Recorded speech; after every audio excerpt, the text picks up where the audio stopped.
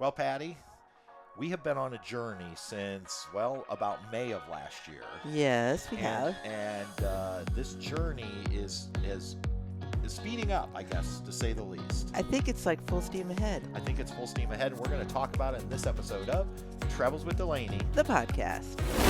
Hey, everyone. Welcome back. My name's Patrick. I'm Patty. And we are joined on the old podcast sofa by Mr. Truman and Ms. Bess, our Cavalier King Charles Spaniels. Yeah.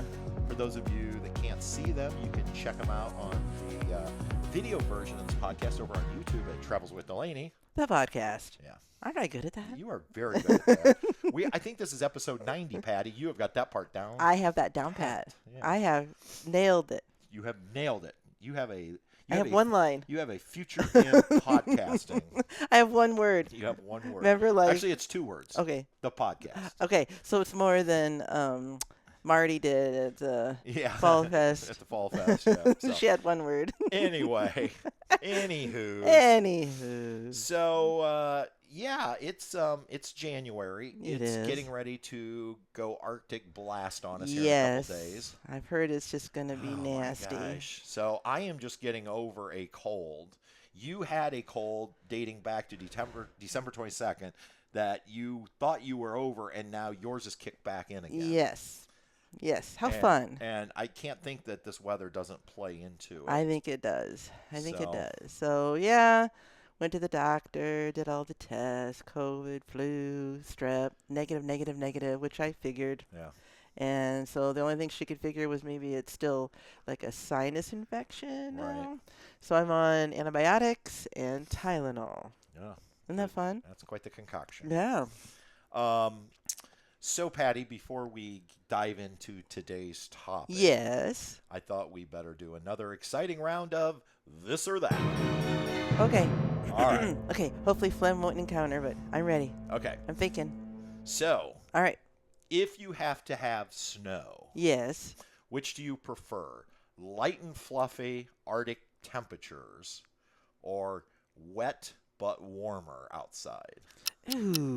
It's a choice of two evils. Because growing up in this stuff, wet and mild means you have mud. That is true. Cold and fluffy means you can't be out in it and do anything in it. And you can't make snowmen. No, you can't. As a kid, you want wet and mild. So you can go sledding and build forts and... Yeah, I'm going with wet and mild. All right, yeah. And I don't mean necessarily like what we have today where it's actually melting and it's actually a mess. It's a mess. I just mean that heavier snow. Yeah, that you can build stuff and have snow fights. Build a snowman? And you could have snowball fights. You could have snowball fights and snow forts. Yeah, because we did that as a kid. Which probably today they wouldn't let kids do for fear of it collapsing. No, but, we were probably dumb, but... We had tunnels. We used to build tunnels. Yes. Yes, because we lived across the street from a park. My parents still live there, and they would seemed like the town would bring in all the extra snow. I don't know where it came from, parking lots and whatnot, and put it in the tennis court. And it was so much snow, and we go over there and we build tunnels in that thing. I will tell you, I hate snow. I'm just going to tell you. I mean, don't get me wrong. I think on a day of magical, snow is fine. But in general, I hate winter. Which is why we started on this journey. Yes. One of the big reasons was, and so the plan is to go south in the winter so we can avoid this crap. And now they're getting it. They're getting it. They're saying that down by San Antonio. San Antonio north is going to have snow. Yeah. And cold temperatures. Yes. And I'm really Isn't that nuts? Now I'm starting to rethink my life decisions. But you can't control the weather. I can't control the weather. No. But. Yeah. I did not sign up for that crap, Patty. I'm telling you. The only time that I think I really like snow is around Christmas. Yeah. Because it kind of gets you in the Christmas spirit. Although we haven't had snow at Christmas in years. No. I mean, sometimes beforehand. But we always go to Florida for Christmas. Yeah, but you always want a little dusting, to give Right. that Father La spirit. But, it doesn't always happen. And honestly, what's going to happen in Texas, if it actually happens, I think is an anomaly. Yeah. It's well, and like a once in a And I think it'll melt quickly. Yeah. So. Yeah. So hopefully, and honestly, Woody warned us. He told you that it wasn't going to be quite as warm as Central Florida if we came to Texas, right. and that there was going to be a week of ugly cold weather. But then he said the rest of the winter is very temperate, so we'll be fine. We'll survive for 1 week. You just gotta tough up, man. You got your Indiana blood here. Well, this kind of leads us into today's topic, right? Then, which is we have officially accepted an offer on our home. Isn't that crazy? I got to thinking, was it on the market maybe 4 days? Let's think about this. It went live on Saturday, right? And was that on Tuesday, Wednesday? Wednesday. So Saturday, Sunday, Monday, Tuesday, Wednesday, we had a signed 5 days. 5 days. And we had another offer the same day. Yeah, we actually had 2 offers, both outstanding offers. Yes. But yeah, we're barreling towards February 20th closing. And then we have to be out of the house April 1st. The buyers were very generous. Oh my allowing gosh. us to hang around. And we don't have to pay rent. Yeah, so that's so sweet. Yeah, and we're really excited about the owners. I don't want to give too much away because of their privacy, right. but all I will say is they have a tie to Pine Canyon Lake. Yep. They have a tie to this house. Yep. And when she came and looked at it, I actually did the showing because she called me because, again, she has ties back here. And you broke the rule. And I broke the rule of the realtor, which was never let strangers in the house. But I didn't consider her a stranger because I know her mom. And she lit up like a Christmas tree. She had the it was the same look you and I had when we walked in here. Mm-hmm. And the more we walked around and the more excited she got, the more I felt like I wanted this person to get it. Yep. Because they're going. I've never felt like we were owners of this house. I know that sounds stupid. I felt like we were stewards of this house. Mm-hmm. We were only the 3rd owners of right. Pine Lodge, and they're going to be the 4th owner. And I think that's the way they will view it, as they're just here for a period of time, and they're going to take care of it, hopefully like we were able to take care of it after we took over from Mike and Brenda. And, right. So I'm excited. Yeah. I'm super excited. It is crazy. And then as you go, like we were talking, you go through these emotions, like you're thinking, oh my gosh, and you're thinking, oh crap, what do we do? Oh my gosh. Yeah. It's like, I mean, I think and here's the thing. People have been going full-time in their RVs yes. for years. In fact, I think we've talked about this maybe on a podcast. Right. That I had a great aunt and uncle. Yeah. Who went full-time, and this was probably back in the 80s, I'm guessing. Uh-huh. And I remember my mom, when she heard that, thought said they were crazy. they were nuts. She's like, who sells their house and moves into an RV? Well, now, I've always said, and I think I said this to Woody, I said, Woody, do you think back then Charles and Amy were like trendsetters, or do you think there were other RVers or people going full-time in RVs? You just didn't know about it. Our family was not a camping family. No. And I said, or were they, like Mom said, nuts? And he said, no, I think there were people back then even.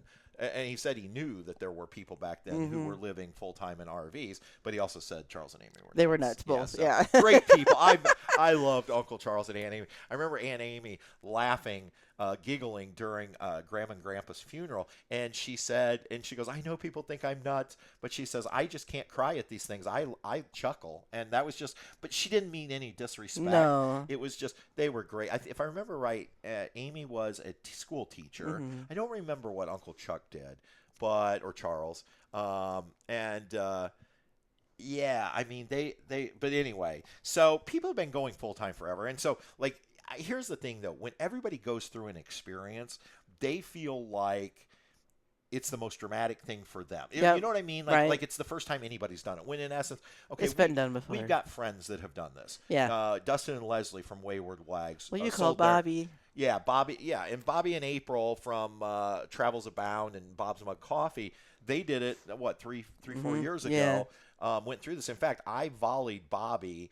I think on Wednesday or Thursday, something like that. Yeah, one of those days. And I just said, hey, Bobby, when you sold your house, did you have a moment, like freak out moment or a panic attack moment where you were thinking, oh my God, I'm going to be homeless? And, and he responded to me and he started chuckling. He goes, man, he goes, it gets real, doesn't it, when things start selling?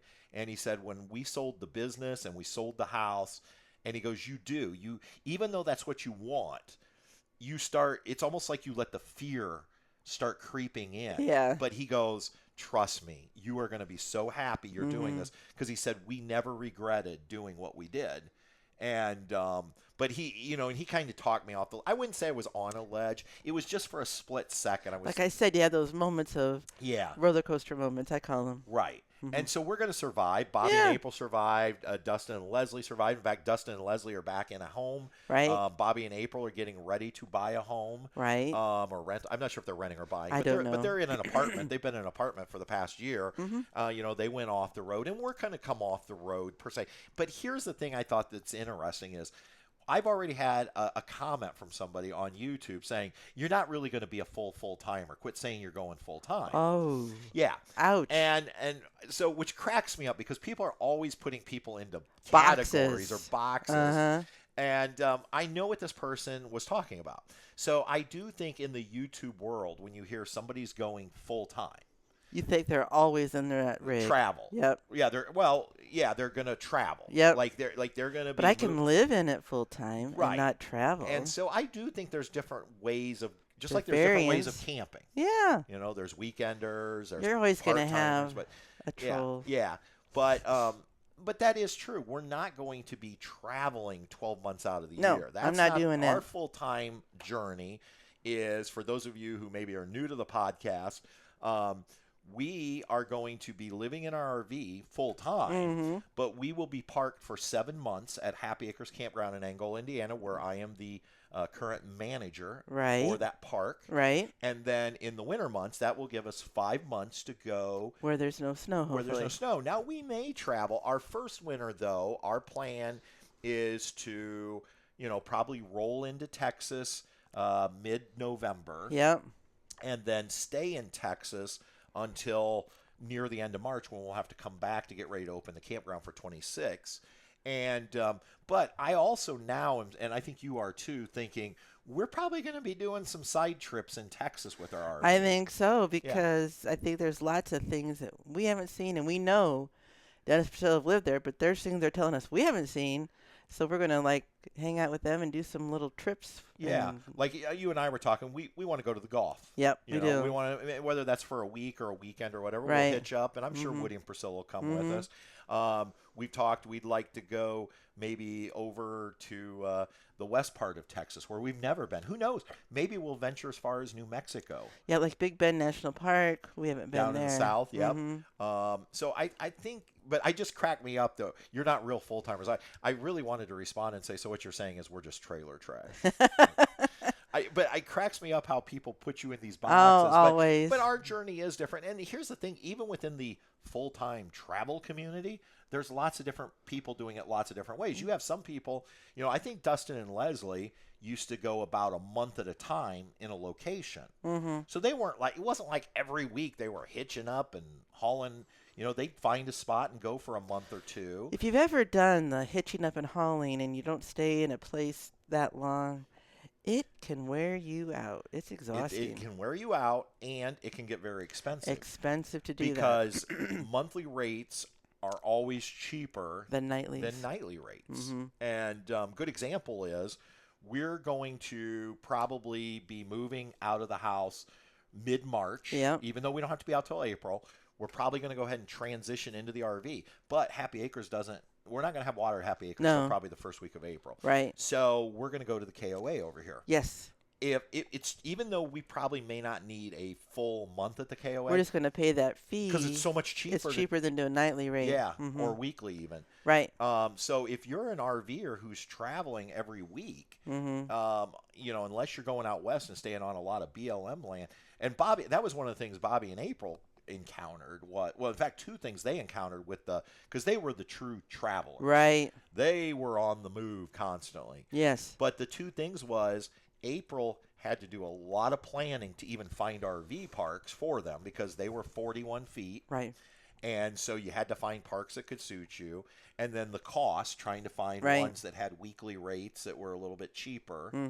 And, so those were things that Bobby said were a real challenge for them, and it just got costly. It was one of the reasons why they installed all that solar and lithium, because their plan was to go out west in order to try to save money and do a lot of BLM camping. Right. So, and eventually they did come off the road. So I think that's the thing. I think ours is going to be the more economical full-time I think so. I hope so. I hope so. Well, we'll find I out. mean, but so now that we have the house under quote contract, Right. obviously we have a couple hurdles to get through. Yes, we have inspection and appraisal. Yep. So and I'm one of those people. It's not that I'm pessimistic, but I'm realistic to know that we're still a couple steps away. Mm-hmm. Hopefully, no issues, and we'll get through those. And inspectors' jobs are to try to find things wrong. Yeah. And as far as we know, there's no major issues with this house. Are there minor issues? Absolutely. I think every house has minor issues. We have we have what? Woodpeckers that drive us crazy. Yeah. That we're always battling. But so we do have those two steps to get through, which also then means we also need to be packing, which we have been. We have been cleaning out since December. Yeah, we've been doing the 3-part. Is it going to be keeper? Is it going to be going to eBay business, or is it going to Goodwill? Right. Or no, even trash. Trash. Yeah, actually 4 boxes. There's really 4 categories because trash, keep, Goodwill, sell. Yeah.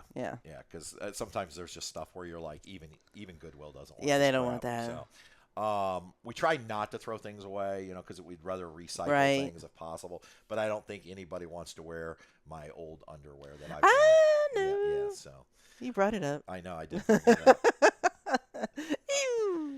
So we do have a storage unit where we have slowly been taking things over. We're not anywhere close to being, and we still have a lot of cleaning out to do, even though we've been working almost every day since we got home. It's little, I don't know if you call it tedious, just because. And it's a little overwhelming. It is overwhelming. And basically we've been going like closet by closet, cabinet by cabinet, just trying to do a little bit here, a little bit there, just so it's not where you have to do everything in one short time. Yeah, we don't want it to come down to 1 week to go and just be like overwhelmed. Oh, yeah. But I will say there are days where I start doing it, and I don't know about you, but it feels a little overwhelming. It is overwhelming because I just know, we've tried to narrow, but then you're like, okay, that's still a lot of stuff. What am I going to do with that stuff? Right. So I've got clothes that I couldn't tell you the last time I worn, but it's like, oh, do I really want to get rid of this? Because they have sentimental value. Like T-shirts that I've purchased over the years. And I think I'm just going to let some of that go. Yeah, and I have. I mean, if I don't wear it. Yeah, we're slowly paring down. Now, the good news is the buyers are coming over today. We're recording on Saturday. They're coming over here in a little while because her husband hasn't seen the house Yeah, yet. isn't that crazy? And part of the deal was, because I was thrilled to this, she asked if any of the furniture would be available because she said, since you're going into RV, I'm assuming you're not probably keeping all of it. And I said, anything you want, you can basically have. I did put 3 or 4 restrictions. Oh, you did? I said you couldn't have my wife, my dogs, our grandfather clock, or my grandma's drop leaf table. But anything else, you can have. So we're hoping today, and she said, she goes, I don't want like your couch. They're not, but there were some smaller things. They're definitely, I think, going to take some of the decorations that are cabin decorations. Yeah, because they belong here.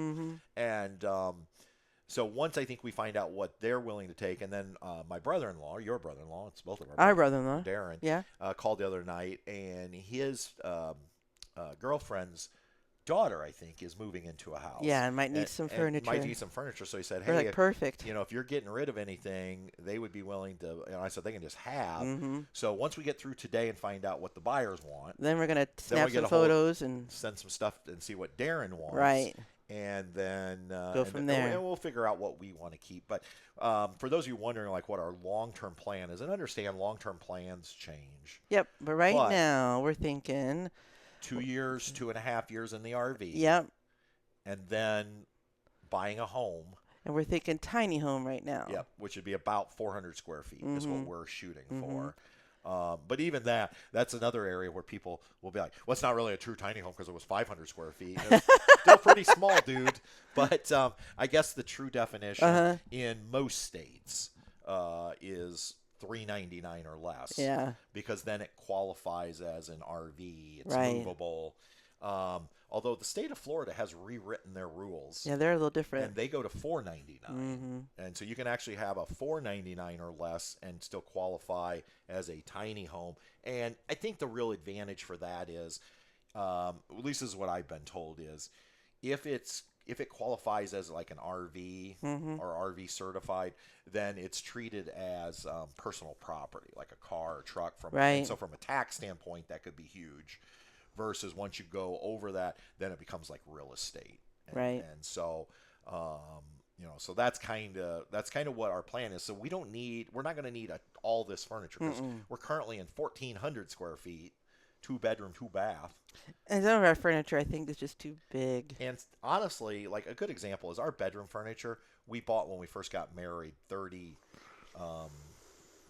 what was it? 33 years ago. Sorry. Way to go there, hon. Oof. That's a rough one. 33 years ago. I mean, now don't get me wrong. It's Broyhill. The It's old nice. Broyhill Fontana. Boy, that stuff was popular back then. And that stuff is made like a tank. But, I think after 33 years, I might be up for something a little more modern. I think so, or smaller. Or smaller, yeah. So, I mean, that's the thing. I mean, that's why I think we'll probably get, we're going to keep our mattress. We love our mattress, Yes. Insider mattress. You got to keep that. And so, because we don't want to have to go out and buy another $1,000 mattress when we move back into a house. So we're going to put that, we're buying a cover for it and going to put that in storage. Right. And the frame, obviously, for Sure. it. But, like our couch, it's not even in good shape. Why would I put it in storage? Why would I store it? It's been used. It's been loved. So. Right, Truman? Anyway. Truman took a little number on it when he was a baby. Yeah. So we just thought we would update you on what's going on. I know it's RV related. Although I don't know that we've ever said this podcast has to be 100% Doesn't have to RV. be completely RV. Yeah, but we know there's a lot of you who listen to our podcast that are interested in this journey. And we thought, well, this is kind of a milestone of having a signed contract. Because honestly, our whole plan hinged on selling the house. Yeah, it did. Yeah. And which means now the next major one is me putting in at some point, not yet, but at some point I'll put in my retirement notice in college, and you'll put in your resignation, which is another huge step to leave jobs of 28 and 25 years. But again, here's the thing I look at: you get one shot at this life. I think so, and you need to take advantage of time. I think, could we do the sensible? I don't know if sensible. Traditional. The traditional. Could we do the traditional? Both stay another 5 years at our jobs and then retire when we're Medicare or Social Security eligible? Yep. And yes, we could. But I don't want to look back in 5 years and go, what did we potentially miss? What time I wasted where I could do something different. Yeah, I am super, super stoked. I think that's what the kids say these days. Well, I don't know if they say that anymore. Oh, they don't say that anymore? But I am so excited working with Angie and Kevin running Happy Acres. I used to run hotels. For those of you that don't know, prior to being an educator 28 years ago, I ran hotels. So campgrounds are like hotels. And it wasn't that I didn't love running hotels, but running hotels is a 24/7, 365 game. And when I had a chance to get into education, which was also something I was very passionate about, I took it. And the great thing about campgrounds is, like in our case, we're closed 5 months out of the year. Yeah. And it affords us this opportunity to go out and do some exploring in the winter months and get to spend 5 months with Woody and Priscilla and, just whatever all the future winters holds for us. So I just think, I don't want to look back in 5 years and say, well, we did the easy thing, because again, life isn't one of those things where you get do-overs, right? Because I think most people look back in their life and say, well, if I could do this over, I would have done this or that. And who knows? Maybe in 5 years we'll look back and say, well, I wish we could do it over, but I don't think so. Well, I'm wondering if folks haven't been following. I'm not just going to sit around and be a bum. Right. Neither of us are. That's the thing. People keep saying, well, like, oh, you guys, it's so exciting you're retiring. I am officially retiring from the college. I'm just changing. Because I'm eligible for retirement. Going different lane. Yeah. But I'm still going to be working full-time as a campground manager 7 months out of the year. And even during the 5 months, I answer the phones a couple days a week, and we're planning for the next camping season. And then, Patty's going to be the eBay store, running the eBay store full-time. And, we spent this past year getting it going, and it did pretty decent for a side hustle. So we're thinking that, that's going to be my full-time hustle. That's going to be your full-time job. And so, it's not, for anybody who thinks like, you guys are just retiring and get to go relax. Unfortunately, it's not a true retirement. No. And I don't know if either of us could truly. I don't know if I could just sit and do nothing. Right. So I need a purpose. And we also need money. I'll be honest, yeah. We're not wealthy. No. So. I need to make some do-re-mi. I mean, in fact, our budget will be ramen-based going forward. Go back probably. To college. But, the thing is, I'm taking, a pretty significant pay cut, and you are taking a pretty significant pay cut. And so, but we look at it as money is not everything, and there's more Other things in life than money. Yeah, and we think that, as opposed to chasing money and things, we would rather chase happiness and experiences. Right. I'm not, I've never turned away hard work. No. And so I'm looking forward to really, because I think in last year, June and July, I really ramped up the eBay store. Yeah, I mean, you did close to 4,000 in sales in 2 months, and we know other resellers that are bringing in over 100,000 in sales, not profit, but sales. I don't expect us to get to 100,000 with the store. No. But I think easily we can get to 50,000 in sales and probably look at about 20 to 25,000. And all of a sudden, you add that in with what I make, and you add in, some other little side incomes with our YouTube channels. And then when we hit 59, and a half, I'll start to get to draw, and then eventually you'll get to draw. So I from think my teacher retirement fund. And the other thing is, we'll be debt free. We did a whole podcast on that. Oh yeah, that it's not really living free. No, you're not living free. But at least we won't have a truck payment, a car payment, a mortgage. Yep. For right. a few years. Eventually when we buy a house, we may have to take out a small mortgage. We're going to have pretty good down payment. Yes. But yeah, we'll see. So.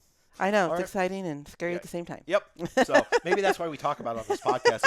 It's like therapy for us. We talk through it with all of you. So thank you all for listening, and a big shout out as always to our friend, our producer, Mr. Jim Kuzman. Thank you, Jim. Who keeps getting these at the last minute and has Poor to quickly guy. scramble to Sorry. edit them because I will be honest, we have been super busy between going back to work at school these last couple of weeks and now trying to sell a house and now pack a house. And being sick. And yet Jim always finds a way. So he does. We were a couple days late last week. That was on us. And we may be a couple days late this week. But we're going to continue to try to push through and get these podcasts out and continue to share the journey and anything else related to RV lifestyle. Yep. So, all right, everybody. Until next time, we'll see you. On down the road. Bye. Travels with Delaney. We'll see you on down the road.